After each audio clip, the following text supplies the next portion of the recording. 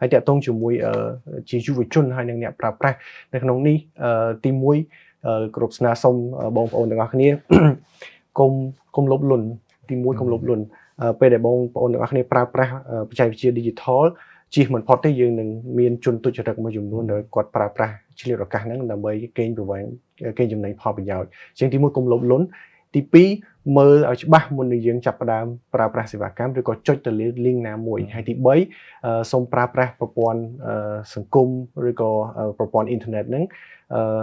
ទៅក្នុងផ្លូវល្អជៀសវាងយើងប្រើប្រាស់ឲ្យទៅធ្វើឧទាហរណ៍បង្កើត fake news បង្កើតព័ត៌មានមិនពិតដើម្បីតែផលប្រយោជន៍ផ្ទាល់ខ្លួនដោយសារបើយើងមើលទៅយើងបានផលប្រយោជន៍តិចប៉ុន្តែវាប៉ះពាល់ដល់សង្គមជាតិយើងខ្លាំងអញ្ចឹងសូមប្រើប្រាស់វាប្រកបដោយទទួលខុសត្រូវខ្ពស់ទី2ក្រសួងរបស់យើងក៏បានធ្វើការជាមួយក្រុមហ៊ុនផ្ដល់សេវាកម្មផ្សេងៗដែរដែលទី1យើងធ្វើការឲ្យក្រុមហ៊ុនហ្នឹងផ្ដល់សេវាកម្មប៉ុន្តែនៅក្នុងsafety environment មួយហើយពួកគាត់យើងក៏បាន take down នៅក្នុងឆ្នាំនេះយើងដូចជា take down website ច្រើនជាង 10000 website ហើយយើងក៏បានចាត់វិធានការច្រើនដើម្បីធ្វើការជាមួយក្រុមហ៊ុន social media ហ្នឹងឲ្យគាត់ផ្ដល់ហើយនឹងកាត់បន្ថយfake news misinformation disinformation ហ្នឹងឬក៏ phishing ហ្នឹងយើងកាត់បន្ថយបានច្រើនហើយលើសពីហ្នឹងទៀតខ្ញុំសូមឲ្យបងប្អូន